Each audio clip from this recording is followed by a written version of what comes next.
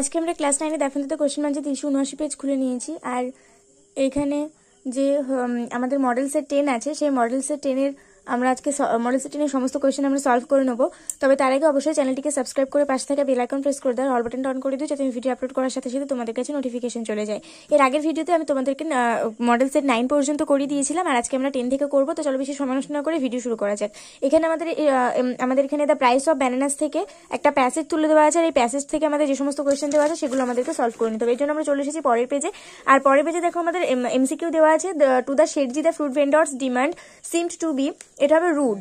The Shethji paid the porter 4 annas. For the fruit vendor, all the passengers had sympathy. এটা sympathy হবে। তারপরে আছে যে the word scowled here means looked angrily. যখন কেউ কারোর দিকে খুব রাগের সাথে তাকায় তখন সেটাকে স্কল্ড বলা হয়।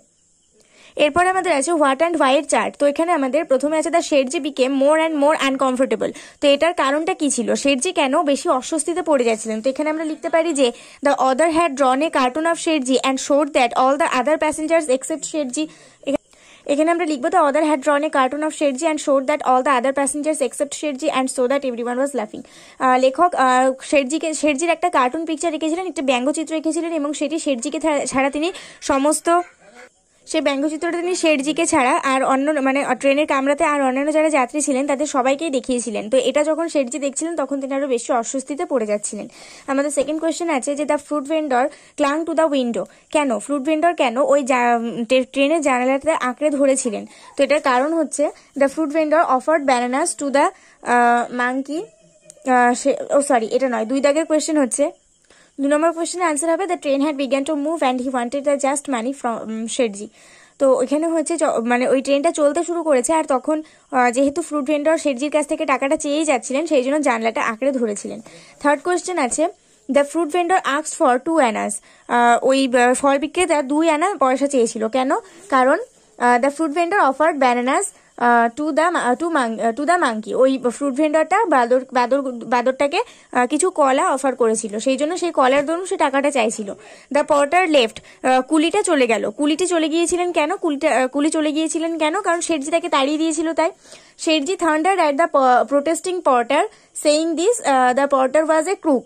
শেঠজি ওই পর্টারটার প্রতিবাদী কুলির ওপর এমনভাবে চিৎকার করেছিলেন এবং তাকে বলেছিলেন যে সে একজন ঠক জোচ্চোর। তো সেই জন্য পর্টার চলে গিয়েছিলেন। তারপরে আমাদের 2টো কোয়েশ্চেন আছে যে how did the শেঠজি try to justify himself. কি করে শেঠজি নিজেকে সঠিক যথাযথ প্রমাণ করার চেষ্টা করেছিল। তো এখানে আমরা আনসার হিসেবে লিখবো in the story the price of bananas written by Mulk Raj Anand. Mulk Raj আনন্দের লেখা দ্য প্রাইস অফ ব্যানানাস গল্পে Sethji turn round to all the passengers and began to justify himself by saying that.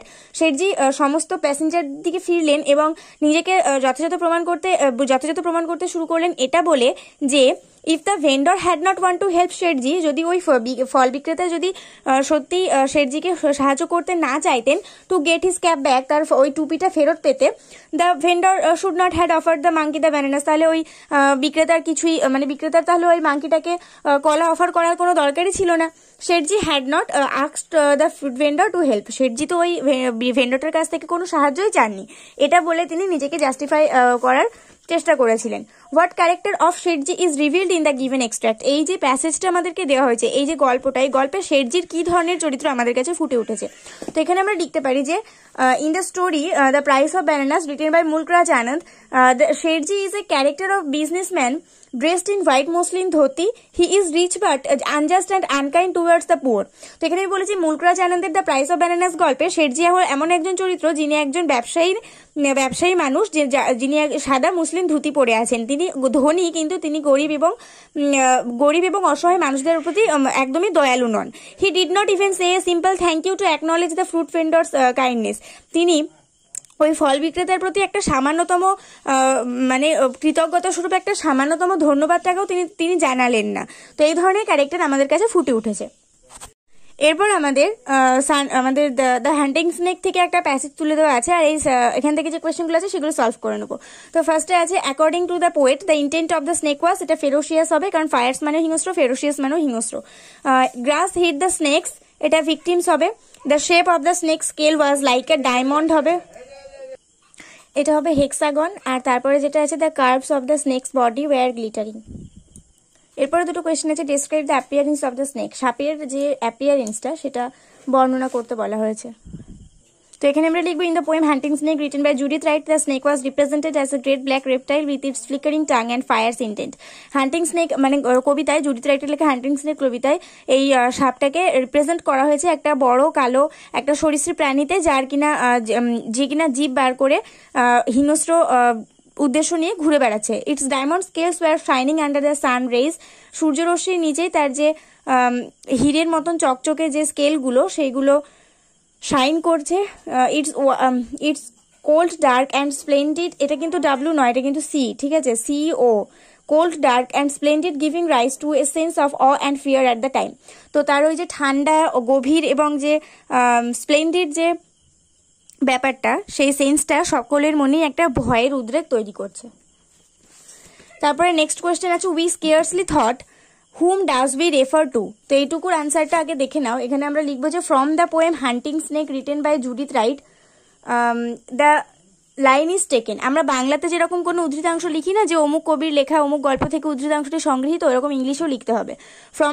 From poem, এখানে from the poem hunting snake written by Judith Wright the line is taken, এইটুকু কথা লেখার পরে here in this line we refers to the poet and her companion. এখানে আমরা বলতে কবি এবং তার সঙ্গীকে বোঝানো হয়েছে। তারপরে নেক্সট যে প্যারা করে কোয়েশ্চেনটা ছিল সেটা কি আছে, how did they react when they saw the snake.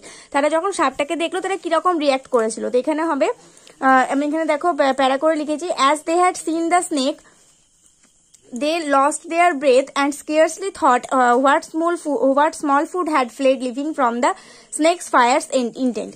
যখন তারা দেখলো তখন তারা এটাই ভেবেছিল যে কোন ছোট ক্ষুদ্র খাবার তার হিংস্র দৃষ্টি থেকে বাঁচার জন্য নিজেকে লুকিয়ে বেড়াচ্ছে। তো তারপরে আমাদের একটা আনসার আছে করোনা ভাইরাস নিয়ে, আর এই করোনা ভাইরাসের এই আনসারটা খুবই সহজ, খুব সুন্দরভাবেই দেখো আনসারগুলো হয়ে যাবে, একটু কঠিন নয়।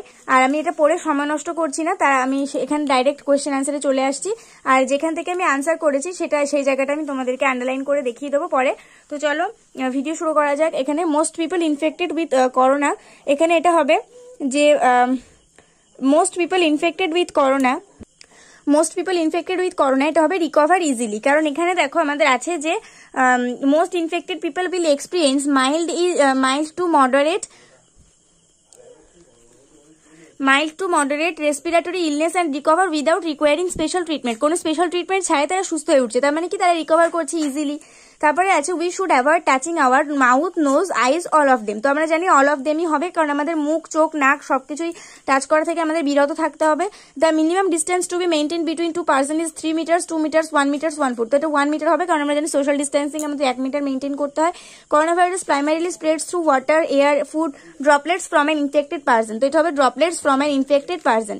Fever is a very common symptom, কারণ এখানে দেখো আছে যে মোস্ট কমন সিমটমস এর মধ্যে ফিভার আছে, ঠিক আছে, তাই জন্য এটা ভেরি কমন সিমটম।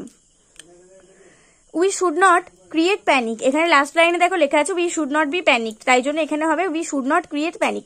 তারপর ট্রু ফলস আছে, COVID-19 affects all the people in the same, এটা ফলস হবে, কারণ কোভিড-19 সবাইকে একভাবে মানে একই রকম পদ্ধতিতে আক্রান্ত করে না। তার সাপোর্টিং স্টেটমেন্ট এখানে ফার্স্টেই আছে, COVID-19 affects different people in different ways, বিভিন্ন মানুষকে বিভিন্ন রকম পদ্ধতিতে আক্রান্ত করছে। সেকেন্ড কোয়েশ্চেন আছে যে people should not be terrified, তো এটা ট্রু হবে। টেরিফাইড মানে হচ্ছে আতঙ্কিত, প্যানিক মানে হচ্ছে আতঙ্কিত, তো এখানে people should not be terrified এটা ট্রু হবে। আর সাপোর্টিং স্টেটমেন্ট হচ্ছে under any situation we should not be panicked. তারপরে আছে loss of taste or smell is one of the most common symptoms of কোভিড-19, তো এটা হচ্ছে ট্রু, কারণ কোভিড-19 খাবারের মুখে স্বাদ চলে যাওয়াটা একটা অন্যতম লক্ষণ ছিল। আর এখানে আমাদের সাপোর্টিং স্টেটমেন্ট হিসেবে এটা লিখবো যে the less common symptoms R aches, sore throat, diarrhea, conjunctivitis, headache, loss of taste or smell, a rash on skin or discoloration of fingers or toes। এখান থেকে এতটা আমাদের সাপোর্টিং স্টেটমেন্ট লিখলেই হয়ে যাবে। আমাদের কোয়েশ্চেন আছে তারপরে সিরিয়াকে, for whom can the corona virus be more fatal, কাদের জন্য করোনা ভাইরাস একটু বেশি সংকটজনক হতে পারে। তো এখানে দেখো লেখা আছে older people and those with underline medical problems like cardiovascular diseases, diabetes, chronic respiratory, এগুলোর জন্য, এবং যাদের ক্যান্সার আছে এইসবের জন্য আর কি বেশি মারাত্মক হতে পারে। তো এটাকে আমরা সাজিয়ে গুছিয়ে লিখলে কি লিখবো যে for older people and those with underline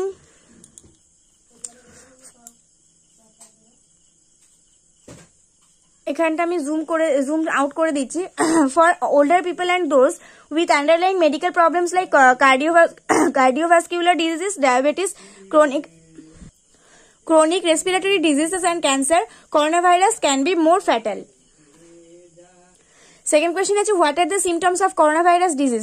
corona ভাইরাসের সিমটমস গুলো কি কি? তো প্রথমে আমাদেরকে এটা লিখে নিতে হবে যে the most common symptoms of the corona virus disease are, এইটুকু লেখার পরে তারপর আমরা বই থেকে লিখবো। দেখো উত্তরটা কিন্তু এখানে শেষ নয়, প্রথমে আমাদের এটা দিয়ে শুরু করতে হবে। The most common symptoms of the corona virus disease are, তারপরে এখান থেকে শুরু করব। Fever, dry cough, tiredness. The less common symptoms R aches, sore throat, diarrhea, conjunctivitis, headache, loss or taste or smell, a rash on skin or discoloration of fingers or toes। এটা লিখে দিলেই হবে। তারপরে আছে how does corona virus primarily spread, কিভাবে corona virus primarily ছড়িয়ে পড়ে। তো এটা আমাদের বই থেকেই হয়ে যাবে। Corona virus spreads primarily through droplets of saliva or discharge from the nose when an infected person speaks, cough or sneezes। তারপরে আছে mention for protective measures against corona virus.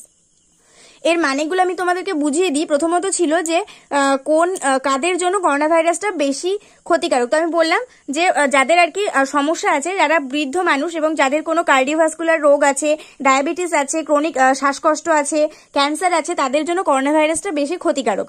R corona ভাইরাসের ডিজিজের সিমটমস গুলো কি কি ছিল? Most common যে সিমটমগুলো ছিল সেটা হচ্ছে জ্বর, টায়ার্ডনেস মানে ক্লান্তি ভাব, এইসবগুলো হচ্ছে মোস্ট কমন। আর লেস কমন হচ্ছে খাবারের স্বাদ চলে যাওয়া, গলায় ব্যথা। তারপরে যেগুলো ওখানে ছিল এগুলো হচ্ছে লেস কমন মানে অল্প common symptoms. How does corona virus primarily spread, কিভাবে করোনা ভাইরাস ছড়িয়ে পড়ে? একজন ইনফেক্টেড মানুষ যখন কথা বলে বা কাশে বা হাঁচি দেয় তখন তার নাকের ভেতর থেকে বা মুখের ভেতর থেকে যে ছোট ছোট ড্রপলেটস বা জলকণাগুলো বেরিয়ে আসে সেইগুলো আমাদের দেহের ভিতরে প্রবেশ করলে করোনা ভাইরাসও প্রবেশ করে, আর সেইভাবে আমরা করোনায় আক্রান্ত হয়ে পড়ি। তারপরে আছে mention for protective measures against corona virus. Corona ভাইরাসের বিরুদ্ধে 4টে মানে নিজেকে প্রোটেক্ট করার 4টে উপায় লিখতে বলেছে। তো এখানে আমরা ভালো করে গুছিয়ে লিখে নিয়েছি যে we need to clean our hands with alcohol based hand rub or wash them with soap and water frequently. We must avoid touching eyes, nose and mouth. It's important to wear masks over our mouth and nose with our bent elbow or tissue. When we cough or sneeze, we have to maintain at least 1 meter or 3 feet distance between ourselves and avoid going to crowded place. তো কি করে আমরা নিজেদেরকে protect করতে পারি? আমরা সবসময় মাঝে মাঝেই আমাদের হাত স্যানিটাইজ করব বা সাবান দিয়ে সবসময় হাত ধুতে থাকবো। আর আমাদেরকে নিজেদের চোখ, নাক, মুখ স্পর্শ করা থেকে বিরত থাকতে হবে। আর মাস্ক পরাটা খুব ইম্পর্টেন্ট, মাস্ক পরে থাকতে হবে। আর আমরা যখন হাসবো, কাচবো তখন আমাদের কনুইটা ভাঁজ করে নাকের সামনে নিয়ে রাখতে হবে অথবা টিস্যু পেপার নিয়ে রাখতে হবে। আর নিজেদের মধ্যে অন্তত 1 মিটার বা 3 ফুটের দূরত্ব রাখতে হবে। আর ভিড়ভাট্টা জায়গা এর থেকে যাওয়া থেকে নিজেদেরকে বিরত রাখতে হবে। তো এই ছিল আমাদের 4টে মেজার, মানে 4টে প্রোটেক্টিভ মেজার, এগুলো আমাদের। Grammar and vocabulary হবে the severe cyclonic wind that ravaged the large part of West Bengal blew with a speed of 220 to 240 kilometers an hour and caused a great damage of property. তারপরে আমাদের grammar আছে। First হচ্ছে the municipal workers were clearing of the broken branches from the road। তো এখানে আমাদের the broken branches from the road এটা পুরোটাই সাবজেক্টে চলে আসবে, কারণ এটা পুরোটাই অবজেক্ট। তার সাবজেক্টে চলে আসবে আমরা অক্সিলারিতে কি রাখবো? যেহেতু আমাদের the broken branches from the road এটা পুরোটা প্লুরালে আছে, তাহলে আমরা ওয়্যারই রাখবো। যেহেতু এটা পাস্ট টেন্স আছে তাহলে আমরা আর দিতে পারবো না, ওয়্যার দিতে হবে। তারপরে এখানে দেখো ভার্বের সাথে আইএনজি যোগ আছে, তাহলে এটা ওয়্যার হচ্ছে বি ভার্ব, সেই জন্য একটা বি আসবে। আর ভার্বের সাথে আইএনজি যোগ আছে সেই জন্য বিইং হবে। তাহলে বিইং, এবার যেহেতু ক্লিয়ারিং আছে তাহলে এটা ক্লিয়ার্ড হবে। Being cleared of by the municipal workers। তাহলে এটা হবে আমাদের ভয়েস চেঞ্জ। এখানে দেখো the broken branches from the road were being cleared হবে, এটা আমি ক্লিন লিখে ফেলেছি, cleared off by the municipal workers। তারপরে কি আছে? তারপরে আছে যে he said to the fisherman don't go out into the sea in the stormy weather। এটা ন্যারেশন চেঞ্জ করতে বলেছে, তো এটা একটা অপটেটিভ সেন্টেন্স। তো এখানে হবে he advised fisherman, যেহেতু অ্যাডভাইস করছে he advised fisherman, এখানে ডোন্ট আছে তাই নট টু হবে, not to go out into the sea in this, বাদ বাকি যা আছে তার কোনো চেঞ্জ হবে না। তাহলে আমাদের ন্যারেশন চেঞ্জ হবে he advised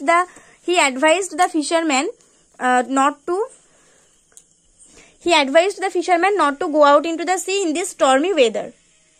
তারপরে 3 দাগে আছে যে he is always sincere about his mistakes, সে তার দোষ সম্পর্কে সর্বদাই সে আর কি দায়িত্ব জ্ঞান সম্পন্ন আর কি। তো এখানে নেগেটিভ সেন্টেন্সে করলে কি হবে, অলওয়েজটাকে নেভার করবো, সিনসিয়ারটাকে বিপরীত শব্দ দিয়ে মানে ইনসিনসিয়ার দিয়ে করবো, তাহলে এখানে হবে he is never ইনসিনসিয়ার about his mistakes, তাহলেই হয়ে যাবে এটা আমাদের নেগেটিভ। তারপরে আছে আমাদের ফ্রেজাল ভার্ব, ডিস্ট্রিবিউটেড হবে গিভ অ্যাওয়ে, কিন্তু ডিস্ট্রিবিউটের সাথে ইডি যোগ আছে, তাহলে এখানে গিভেরও গেভ অ্যাওয়ে হবে, তাই তো গেভ অ্যাওয়ে। তারপরে ন্যাচারাল ক্যালামিটিস কজ আছে, তো কজটা হবে ব্রিং অ্যাবাউট, যেহেতু ইডি ফিডি কিছু যোগ নেই তাহলে ব্রিং অ্যাবাউটই হবে। টলারেটটা হবে বিআরবি, যেহেতু কোনো কিছু যোগ নেই তাই বিআরবিটি হবে। তারপরে আছে সেপারেট ফ্রম আদার্স, এটা ভোকাবুলারি, নিজেকে অন্যদের থেকে দূরে রাখা, এটা হচ্ছে আইসোলেট। তারপরে আছে কানেক্ট উইথ ব্রিদিং, শ্বাসজনিত কোনো কিছু, এটা হবে respiratory. Something that comes out from inside, কোনো কিছু যেটা ভিতর থেকে আসে সেটা হচ্ছে droplets. The process of passing something from one person place or thing to another, আরেকজনের কাছে কোনো কিছু ট্রান্সফার হওয়ার মানে পদ্ধতি, সেটা হচ্ছে ট্রান্সমিশন।